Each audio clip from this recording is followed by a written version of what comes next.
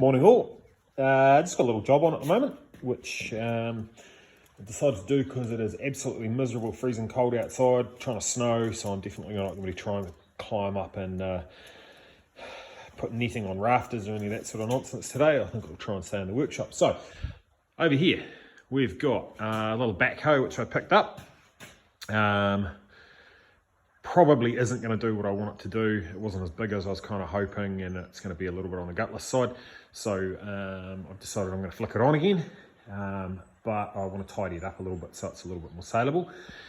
Really weak hydraulics, so it's got a little PTO powered pump. So I'll show you around the back here. Got a little gearbox with a PTO coupler that goes onto the PTO of the tractor. And then on that coupler, on that gearbox is this little hydraulic pump. It's just a little basic gear pump. And I'm inclined to think that the reason it's got weak hydraulics is because this pump is a bit crook. So I'm just going to take the back off it and see what it looks like inside and see if I'm right. So just pulled those bolts out, piece of cake, and then this is the back plate. So there's a little seal in there. A couple of spots of rust, so it tells me there's probably been water in the oil, but that's not surprising. And then we just got these little, I don't know what the hell they're called, but these little blocks here sit on the ends of the gears, and they have these little channels here, so pressurized oil makes its way in and lubricates the ends and sides of the gears. So I've just got to get those out without mangling them too much. So we'll see if we can achieve that. So just take the body off the pump. Nice and gentle. So that's essentially how a gear pump works. I can't remember which is the pressure and which is the suction side of this, but essentially if you imagine these gears are rotating in concert, and so you can see up the top here, as the gears come apart, it creates a void in the gap between the teeth of the gears, and then the oil gets trapped between the tips of the teeth and the outside wall of the housing, and it makes its way around as the gear rotates. And then when the oil that's trapped in those voids gets to this point here and the teeth come back together, there's nowhere for the oil to go, so it comes out on the pressure side. So that's a gear pump pretty much. So just having a look, a little bit of lash between the teeth, but it doesn't look too bad in my opinion. So the viscosity of the oil should take that up. So then we're going to have a look at inside here and see how much of a lip there is. And there is a lip, but it's, it's maybe 10 thou or something like that. It's stuff all. And I think the viscosity of the oil will catch that up. Certainly the pump's not pristine, but for this kind of machine, I think we can say that pump's doing enough to generate pressure. So then we've got to work out what the hell else could be going on. I noticed the oil was pretty milky, and it shouldn't be milky because it's pretty fresh and it hasn't been out in the rain. So it tells me there's probably air in it. So we might have an air leak on the vacuum side or the suction side of the pump. So it might be generating, that might be foaming the oil a little bit. So I have to look at that as an option. And then the other option is, because I've never actually operated this thing successfully, I've only owned it for a few weeks, there's a chance the pressure relief valve might be set way too low. So we might look at that as an option as well, but I think I've got a sneaking suspicion I know where there might be a vacuum leak, so we'll have a look at that.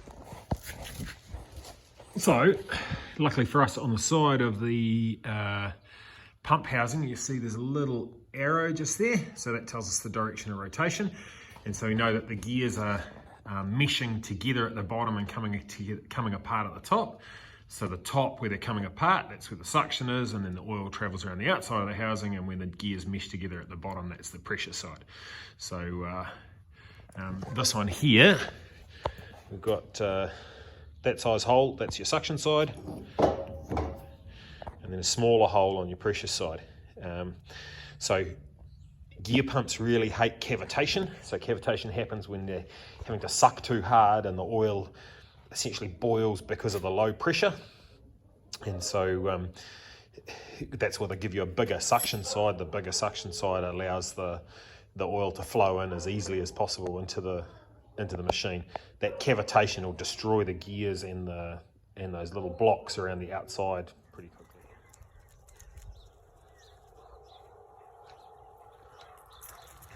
Where's the bunny?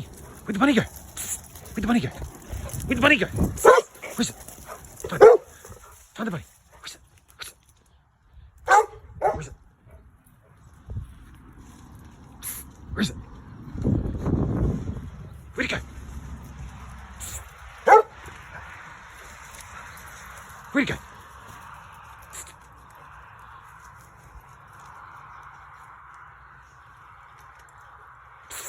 Where's it? Where's it?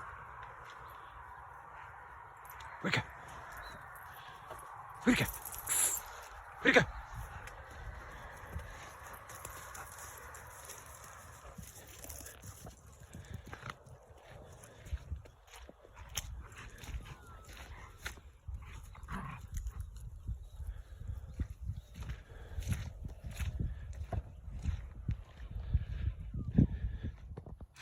Right on, so that's essentially the filter housing, so there's a filter inside there, and my suspicion was there's a union that goes onto here, so it's this pipe goes onto here and it's held in place with that, and see there's a seal